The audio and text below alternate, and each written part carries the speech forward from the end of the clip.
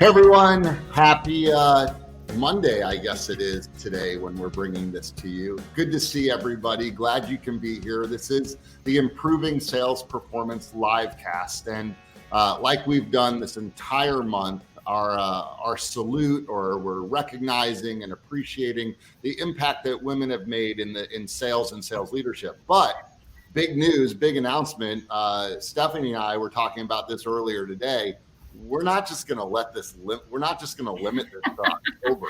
That seems kind of trivial. Like only in the month of October, one and done. can we make a big deal? So we're going to continue with this trend all through 2022, and just take time out to really just focus some of these editions on just the impact that women are making in sales and sales leadership.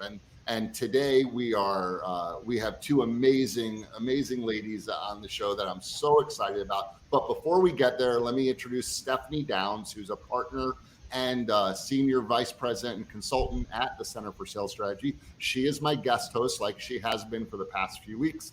And before I turn it over to her, a couple of housekeeping things. I know there's a lot of people joining us live. If you are, and you want to ask a question or you want to make a comment, what people seem to like to do, which I really encourage, is when you hear something that someone on this live cast says that you really want to emphasize, maybe just put it in quotes and comment that way. And then we'll flash it up on the screen. That's really good feedback for us because we kind of know what's resonating in our conversation. And the second thing I want to bring up is that we are in the middle of really pushing our media sales report. And I know Shay is going to put the link up there, but if you are in media sales or media sales leadership, if you could it takes about 10 minutes, a little bit less than 10 minutes. If you could take 10 minutes to take the survey, that'd really help us out. We're going to publish the results in December, but the more people that contribute, the better the results will be. It'll be a larger sample size. So we encourage you to do that.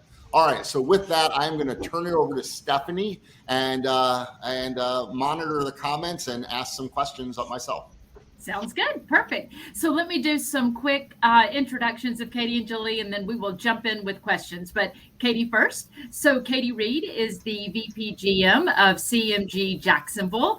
And throughout her career, she's been responsible for driving millions of dollars in sales revenue, developing stellar sales teams, and delivering excellent service to clients. And prior to her current role, Katie served as the executive director of revenue supporting sales teams across the company. And she is a board member of the Florida Association of Broadcasters and is on the sales advisory committee for the RAB. Welcome, Katie. So glad to have you. Thank you.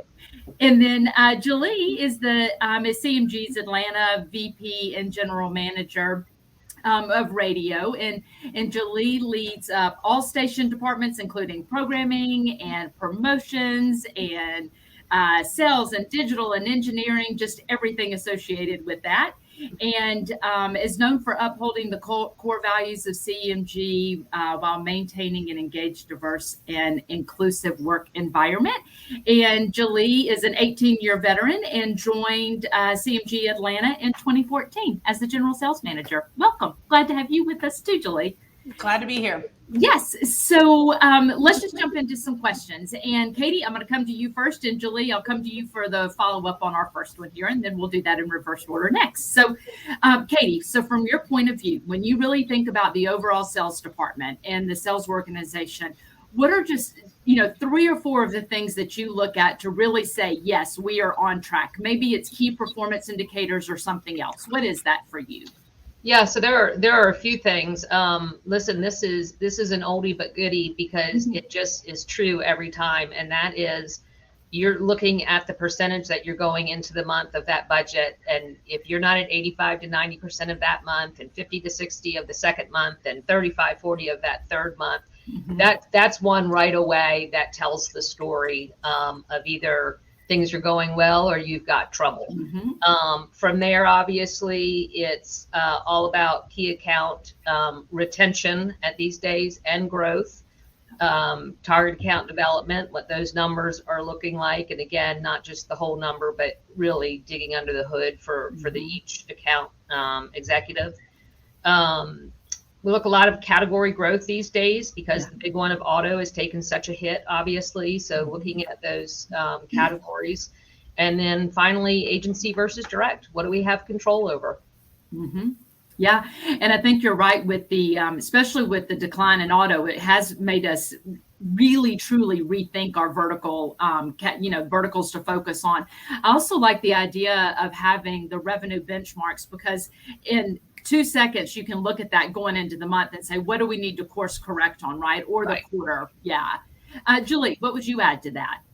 Yeah, I would just add, we look at first our number one asset, which are our people. Our people make up those numbers, and making sure that we have the top talent and top performers across the entire sales organization, from sales leaders to media consultants to campaign and digital strategists to account managers, making sure that we've got the right people in place. And we're looking at that and looking closely to make sure that the right work is in the right hands. With our people, tracking closely the creative business. New business is so important. And what do we need to do to convert the new business and those target accounts to key accounts? So tracking those numbers closely. Also looking at how many target accounts do we have activated right now? And what is our goal then by the end of the calendar year too? And looking at key account growth year over year is also really important. So I like what you added when you were talking about people, because I mean, there's no doubt people are the foundation of everything, right? We've got to get the right people and have the right talent. But I like the fact that you took it one step further and mentioned about having them also in the right seat, because there's also the fit and aligning their roles and responsibilities with their talent as well. It brings it full circle, right? So Jaleigh, I'm going to stay with you on this one. So when you think about just sales managers and where their focus should be, what are the big rocks that should be happening day in and day out with sales managers? Yeah. Number one, maximizing the strength of our sales team.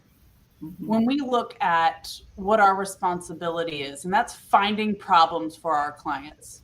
Mm-hmm. Especially now, there are lots of problems that are even out of our control. Yeah. So staying close to that business, developing deep relationships internally and externally is really important. And that's listening for those problems and how can we solve. Build your team and get your people around you that are innovative, that can reimagine what we can do today. We have so many resources at our fingertips. And making sure that when our clients do have those issues, or we can work on the offense and show them and highlight their problems, that we've got the team set up so our clients and our customers can win. Yeah. It's the listening. It's not just listening, right? It's active listening, because then we can do something about it. Katie, what would you add? Yeah, mine was very similar, quite frankly. It's coaching to the individuals, obviously, because there are a lot of pieces and parts these days. And I think along with how complicated things are, it's the sales culture. What is the floor look like? What are we doing to keep people motivated? And when things are tough, just keeping them charged, because there's a lot coming at them at one time. And then I also had, it's important, I think, for the sales managers to continue to look for trends. I mean, they really have to be a good resource for this category information. And to Jaleigh's points, if we're not, giving great information to our sellers and to our clients, those relationships are just too important once we start them to not continue to cultivate them. Mm-hmm. Yeah. And back to your point about keeping the team motivated and keeping them charged. If time allows, I'm giving you both a heads up. If time allows, I'm going to come back at the end and ask you more about maybe some specifics of what you're doing. Stephanie. So one of the things, I'm fortunate enough that I've worked with both Jaleigh and Katie for a long time. And one of the things that I know both of them do so well is clear obstacles, right? I mean, and the sales leaders that work with them, you set up a good system, you have a good culture, you have the right people in the right places, you have everything going the right way. And then the sales leader, a lot of times what we're doing is clearing obstacles, getting things out of the way so that people can do what they are best at doing. And I think both Katie and Jaleigh, who, while I was talking, flipped screens. Which is difficult to do. You don't realize the precision that it takes to do that, but they pulled it off, and no one's sweating or anything. It just worked great. But I really do think that's one of the keys that the great managers and great leaders do, is they seamlessly remove obstacles from getting in the way, and they do it so well. And good job flip-flopping. Yes, all the way from Jacksonville to Atlanta, just like it was nothing. So, okay, we know that sales management has obviously changed over the years. It's just a constant, evolution. But compare what it was like to be a sales manager 5 years ago compared to what's expected now. And I like the head nod, Katie. Why don't you start? Well, it's just night and day, in all honesty. Maybe it wasn't 5 years ago, but think back to when, sales managers had one station and a staff of 6 to 8 people, and not the digital portfolio we have today, et cetera, et cetera. So it's just so much more complicated. It's so much more sophisticated. Yeah. I think the conversations that we have to have with clients are, again, so much more sophisticated and complicated. You really have to understand how all these things can work to solve clients, whatever we're trying to solve, right? Yeah. And it just wasn't that difficult before. It was just easy. You were selling some spots, and you were, reaching frequency, everybody. And it's just not that anymore. So and I think that because of the knowledge that's out there, you think back to what we used to coach for CNAs, a joke. Like, you don't go in with any of those questions now because it's all at your fingertips. So you have to become an expert in, again, that category, that business, an expert in how you put it together for someone. So it is definitely night and day. I have a lot of empathy for the sales managers out there, because it's a different job. Yeah, it is a very different job. What would you say to that, Jaleigh? Yeah, I would say today sales managers need to be more agile. Be aware about what gaps you need to fill, because they really do change day to day on your team. And also be able to quickly identify areas of improvement and where the opportunities are. I think as leaders too, we have to be progressive in our thought. We have to be progressive in how we reimagine success, and be more business thinkers. To Katie's point too, having that strong business acumen, staying on top of the trends, being able to support your team, and making sure that these clients and our customers wake up every morning choosing to do business with us, because the competition is just growing out there. And the good thing is, if you've got the best relationships, they will pick you every time, but they're going to want to dig into you more. And they're going to ask you tougher questions and problems to solve, and how can you help them overcome their challenges. So being more agile is probably something more today than 5 years ago. Yeah, it's a good word to describe it, along with complicated, harder, and some of the things that Katie was saying. So Jaleigh, in your opinion, what makes a great sales leader? Again, first and foremost, it's someone who can identify top talent, can recruit top talent, can take a look at their team across the board to really determine what that team needs to be successful. Along the lines of talent, being an individualizer. Let your best people work their craft. And I know that's something we've been saying for a long time at CMG.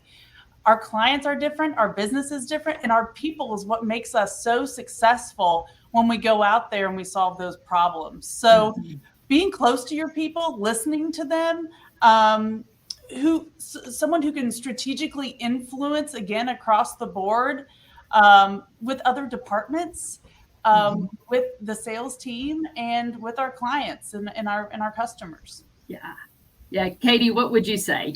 Yeah, listen, I had, they have to be a strategic thinker. They have to be a really good student, because, again, it is changing every day and there's something new to learn. They have to be a really good thought partner with both sales and, to Jaleigh's point, so many people in the building, to clients, a coach, again, because these are some different personalities that we're working with, and their job is tough too, and they've got to be a good coach. And finally, obviously, with the Great Resignation, we better be good recruiters all the time, because that is an important piece to have, the right people doing these jobs. Yeah. And Stephanie, can I add too? I would also say, have a contributor brand as a leader. Yep. That's something that can't be fluffed, right? Like, being known for 3 things specifically that you can bring to your organization that impacts business. Mm-hmm. Yeah, I like that.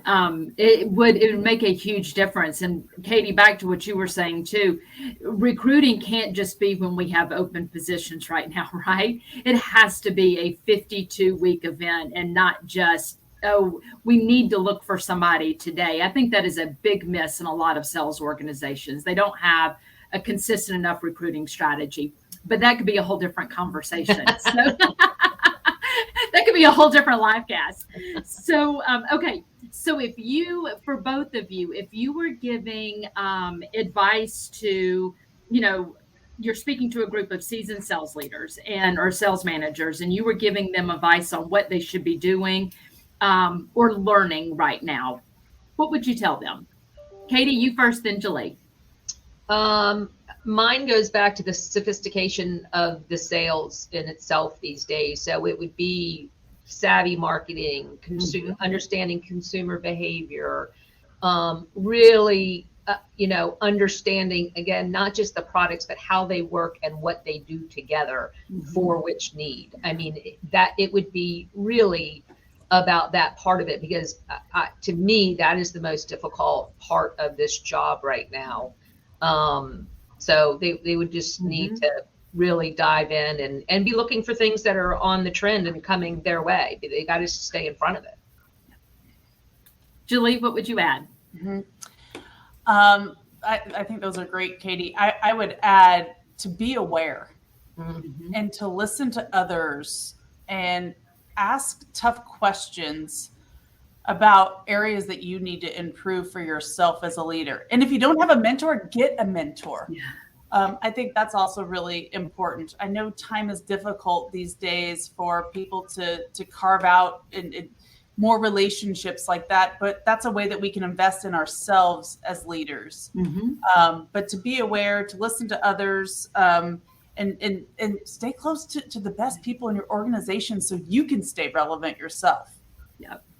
Okay, so Stephanie, let me jump in, because last week we're in the middle of talent focused management right now, and last week during TFM we talked about the personal board of directors, and what Jaleigh just said really reminds me of that. And like I always say at TFM, I think the personal board of directors is one of the most important things that we teach, but is often one of the things that gets overlooked, because it's important, but it's not urgent, but it's super important. But that idea that you have people that you count on, that you rely on, that you go to with tough questions, not so they can give you the answer, but so they can ask you the right questions and help you think it through the right way, is so important. At the exact same time, being on someone else's board of directors is really important. And what are the 2 or 3 things that we can all do? And that's the advice that I think that we want to give to people, is what are the 2 or 3 things that you can do so that you would end up on someone else's personal board of directors? And Jaleigh, I'm so glad you brought that up, because it was a good reminder of just that concept that is so easy to understand, but so difficult to implement. Yeah. Hey, Stephanie, can I add one other thing to that? Yeah. I think it's important for sales managers too, because they're so busy and you get on that hamster wheel and you go. I think it's also really important that they learn when to peel back and really evaluate what's going on versus getting sucked into the chaos. And really putting that time on your calendar. Yeah, to schedule that think time. Mhm. Yeah, I don't think that's something that that any of us do often enough. So, okay, so let's look forward. We've talked a little bit about, the past compared to current and what's expected today, but looking forward, what do you think in the next 3 to 5 years, changes that will come to the overall sales department? Katie, what do you think? Well, I don't know what I think. I can tell you what I hope. All right, tell me more. Fair. That's fair. Yeah. I hope that we can take more. I hope we can get better support for sales. And so that they can truly do, we always have said this, they do everything from finding a lead all the way to the execution.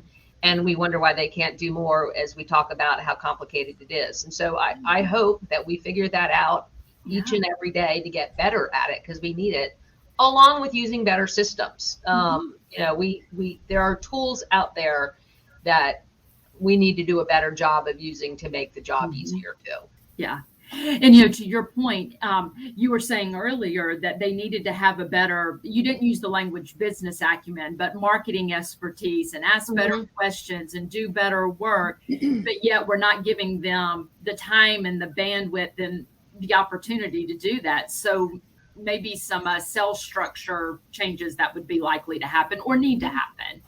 Yeah, well, especially because again, in digital, you're selling outside your typical footprint, right? That's so all those things are going to add layers of complication for sure. Yeah, no doubt. Jaleigh, what would you say to that? Yeah, I also, I don't know what it looks like, but I do know, and I do believe that the decisions we make today as leaders will create that path. Yeah. And that is what we value. That would be how we structure our teams. You touched on that. Yeah. How we negotiate even. I think we are creating that path for our industry. There are some people in the media industry and some platforms that do not exist today. We know who they are, what they are, because of decisions they made at that moment. And I think right now we're at that moment that can define our future. So we need to be bold. We need to listen, and we need to reimagine what that might look like.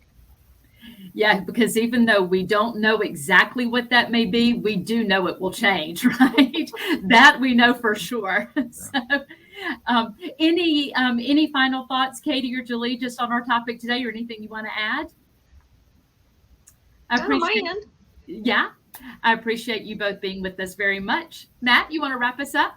Yeah, absolutely. Katie and Jaleigh, thank you both. You guys are just two of the very best and so appreciated. The information that you share, I know this is how you actually work day in and day out. I mean, these are conversations that we all really do have. So it's really nice to be able to share it in this sort of forum and share it with some other people. If you want to get a hold of either Katie or Jaleigh, we're going to go ahead and put their LinkedIn profiles up there. So Katie's is up there right now. And then Jaleigh, I think we'll put yours up in 1 second. I think we already did that, but we'll do it again. If you want to reach out to Katie or Jaleigh, just send them a message on LinkedIn. They will get back to you. They are both really good about checking their socials and doing all those things that you're supposed to do. Also, if you like the live cast, if you could like, subscribe, and share on the YouTube channel, we really do appreciate that. We want to let these type of shows be seen by as many people as possible, because we think it's a great way to give back and really help others that are dealing with all the same issues. But it's nice to have a group like this that can just talk about it from time to time. Next live cast, we have Mike Searson, who is VP of sales leader, VP of local sales at Chorus Entertainment. And he's a phenomenal person, a great leader, has lots of interesting things that he's going to be able to share with us. So we're excited to have Mike on the show. And with that, we'll leave you and have a great week. Talk to you guys later. Bye. Thank you. Bye.